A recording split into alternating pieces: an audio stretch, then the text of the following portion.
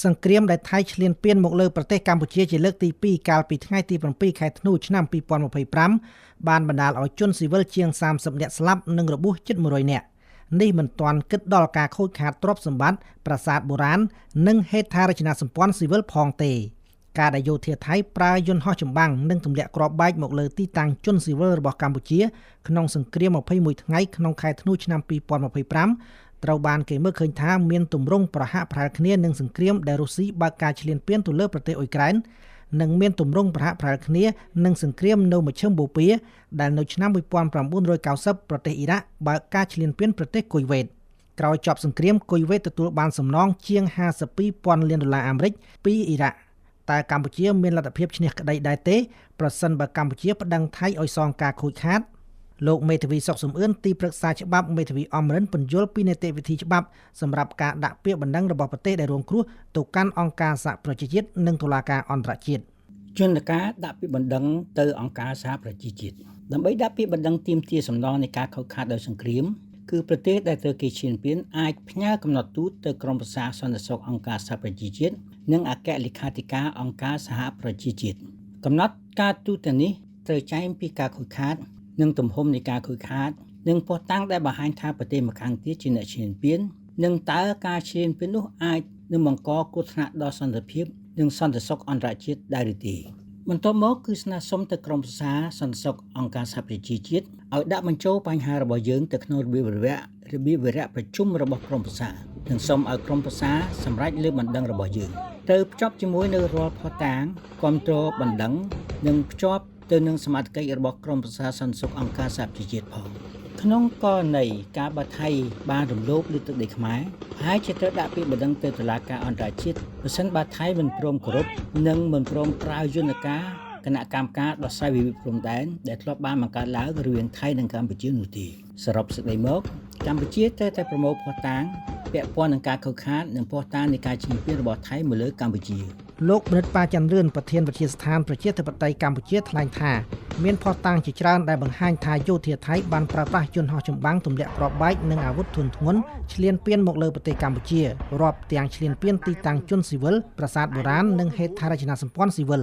លោកបណ្ឌិតប៉ាច័ន្ទរឿនយល់ថាកម្ពុជាគួរតែសិក្សាលទ្ធភាពប្តឹងថៃទៅកាន់តុលាការអន្តរជាតិដើម្បីទាមទារសំណងការខូចខាតទាំងនេះចំពោះការរៀបចំប្តឹងឲ្យថៃទទួលខុសត្រូវនឹងសងការខូចខាតដែលបណ្ដាលមកពីសង្គ្រាមឈ្លានពានរបស់ខ្លួនមកលើកម្ពុជានេះកម្ពុជាអាចសិក្សារៀនសូត្របន្ថែមបាទពីករណីនៃការទាមទាររបស់អ៊ុយក្រែនឲ្យរុស្ស៊ីទទួលខុសត្រូវនឹងសងការខូចខាតមកលើប្រទេសរបស់ខ្លួនដោយសារតែសង្គ្រាមឈ្លានពានដែលរុស្ស៊ីបានធ្វើកន្លងមកលើប្រទេសអ៊ុយក្រែននិងមានករណីមួយទៀតដែលស្តៀងគ្នានេះដែរគឺករណីសង្គ្រាមឈ្លានពានរបស់អ៊ីរ៉ាក់បាទទៅលើប្រទេសគុយវ៉េតកាលពីឆ្នាំ1990ដែលនៅទីបញ្ចប់ដែលមានអន្តរាគមន៍ពីអង្គការសហប្រជាជាតិបាទប្រទេសអ៊ីរ៉ាក់ត្រូវបខំចាត់សងការខូចខាតទៅលើប្រទេសគុយវ៉េតរហូតដល់កាន់ដូចជា52,000 លានដុល្លារបាទដែលជាឧទាហរណ៍ហើយក៏ជាគំរូសម្រាប់អ្វីដែលកម្ពុជាត្រូវធ្វើដើម្បីទាមទារឲ្យប្រទេសថៃដែលជាប្រទេសឈ្លានពាននឹងទទួលខុសត្រូវនិងសងការខូចខាតមកលើកម្ពុជាបាទសូមបញ្ជាក់ថាករណីសង្គ្រាមដែលរុស្ស៊ីឈ្លានពានអ៊ុយក្រែនត្រូវបានប្រទេសនៅអឺរ៉ុបចំនួន35ប្រទេសបានមូលមតិគ្នានាថ្ងៃទី16ខែធ្នូឆ្នាំ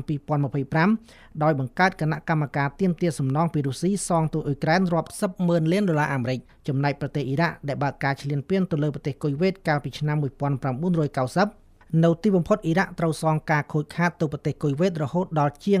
52,000 លានដុល្លារអាមេរិកដោយសារមានការអន្តរាគមន៍ពីអង្គការសហប្រជាជាតិនេះបើតាមការចុះផ្សាយនៅក្នុងគេហទំព័ររបស់អង្គការសហប្រជាជាតិកាលពីថ្ងៃទី9ខែកុម្ភៈឆ្នាំ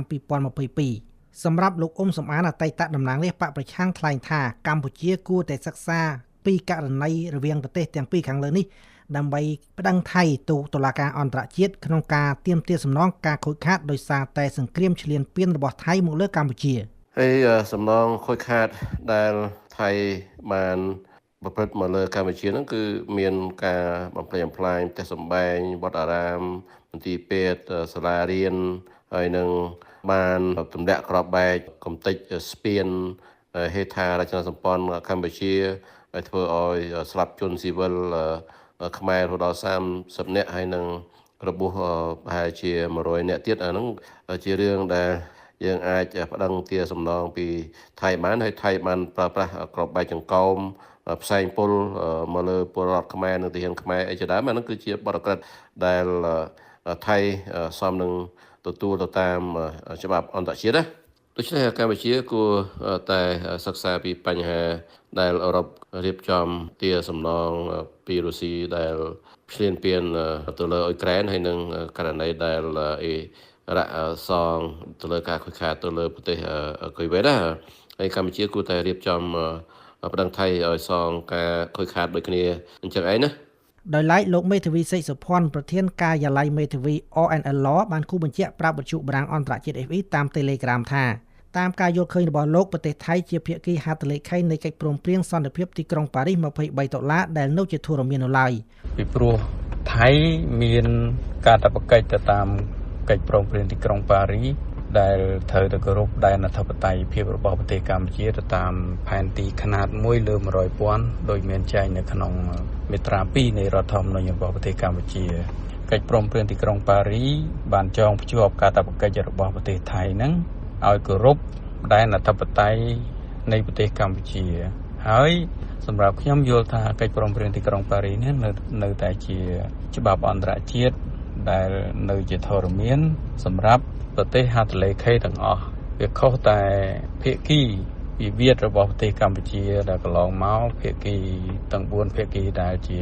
គូវិវាទហ្នឹងបានរួមគ្នាដោះស្រាយទាំងអស់ហ្នឹងបង្កើតចេញជារដ្ឋធម្មនុញ្ញសម្រាប់ប្រទេសយើងអញ្ចឹងដែនអធិបតេយ្យរបស់ប្រទេសយើងគឺកំណត់ច្បាស់ហើយគឺផែនទី1លើ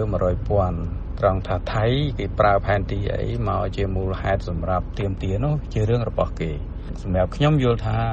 កម្ពុជាគួរសិក្សាឲ្យលម្អិតអំពីយន្តការថាតើធ្វើម៉េចដើម្បីឲ្យថៃទទួលខុសត្រូវទៅតាមយន្តការកិច្ចព្រមព្រៀងទីក្រុងប៉ារីសនៅពេលសួរថាតើកម្ពុជាអាចមានសង្ឃឹមឈ្នះលើភាគីថៃទេប្រសិនបើកម្ពុជាប្តឹងថៃទៅកាន់តុលាការអន្តរជាតិឲ្យថៃសងការខូចខាតចំពោះអ្វីដែលយោធាថៃបានឈ្លានពានកម្ពុជានោះលោកមេធាវីសុកសំអឿនថ្លែងថាវាអាស្រ័យទៅលើកម្ពុជាបានប្រមូលភស្តុតាងរឹងមាំកម្រិតណាចំពោះសំណួរសួរថាតើយើងមានសង្ឃឹមឈ្នះគេឬយ៉ាងណានោះតាមព័ត៌មានដែលទទួលបានគឺគួរតែអាចទាមទារបានក៏ប៉ុន្តែទោះជាយ៉ាងណាគឺអាស្រ័យទៅលើភស្តុតាងដែលយើងមានដោយដែលខ្ញុំធ្លាប់បានលើកឡើងក្នុងពេលមានសង្គ្រាមកម្ពុជាគួរតែមានក្រុមព័ត៌មានរបស់កងទ័ពដើម្បីថតរូបថតវីដេអូក្នុងពេលមានសង្គ្រាមដើម្បីងាយនឹងប្រើជាភស្តុតាងក្រោយចប់សង្គ្រាមរីឯលោកប៊ិតប៉ាចន្ទរឿនគាត់សម្គាល់ថាកម្ពុជាជាប្រទេសដែលរងគ្រោះពីការឈ្លានពានដោយយោធាថៃគឺកម្ពុជាត្រូវតែប្រមូលរក្សាទុកភស្តុតាងទាំងអស់ដើម្បីប្តឹងថៃដោយធ្វើទន្ទឹមគ្នានឹងការងារទូតដែលស្វែងរកការគាំទ្រពីអន្តរជាតិឲ្យជួយបង្ហាញវីដេអូដែលថតបានពីសកម្មភាពដែលថៃបើកការវាយប្រហារមុនមកលើកម្ពុជានោះទើបកម្ពុជាមានសង្ឃឹមឈ្នះលើភាគីថៃកម្ពុជាត្រូវតែសម្អាងទៅលើយន្តការច្បាប់អន្តរជាតិជាពិសេសគឺធម្មនុញ្ញរបស់អង្គការសហប្រជាជាតិទី2កម្ពុជាត្រូវតែប្រមូលភស្តុតាងឲ្យបានរឹងមាំបាទតាក់ទងនឹងការខូចខាតអំបាលមានរាប់តាំងពីការស្លាប់បាត់បង់ជីវិតរបស់ប្រជាពលរដ្ឋការរងរបួសការខូចខាតផ្ទះសម្បែងអគារពាណិជ្ជកម្មហេដ្ឋារចនាសម្ព័ន្ធស៊ីវិលប្រាសាទបុរាណរួមមានទាំងការដឹងឮបាទពីសហគមន៍អន្តរជាតិជាពិសេសគឺនៅក្នុងការចងក្រងប្រមូលភស្តុតាងនៃការរំលោភបំពាននិងការខូចខាតនេះកម្ពុជាអាចស្នើសុំឲ្យមានការចូលរួមពីអ្នកសង្កេតការណ៍របស់អាស៊ានដែលហៅថា AOT និងកម្ពុជាក៏អាចស្នើសុំរូបភាពពីផ្កាយរណបពីប្រទេសម៉ាឡេស៊ីនិងសហរដ្ឋអាមេរិកក៏ដូចជាសហគមន៍អឺរ៉ុបដែលបានអះអាងថានឹងជួយប្រើប្រាស់បច្ចេកវិទ្យាផ្កាយរណបនេះដើម្បីជួយពិនិត្យតាមដានត្រួតពិនិត្យការរំលោភបំពាននិងចំនួនបដិបត្តិរវាងថៃនិងកម្ពុជាកន្លងមកដែលខ្ញុំមើលឃើញថា ទាំងអស់នេះគឺជាផុសតាង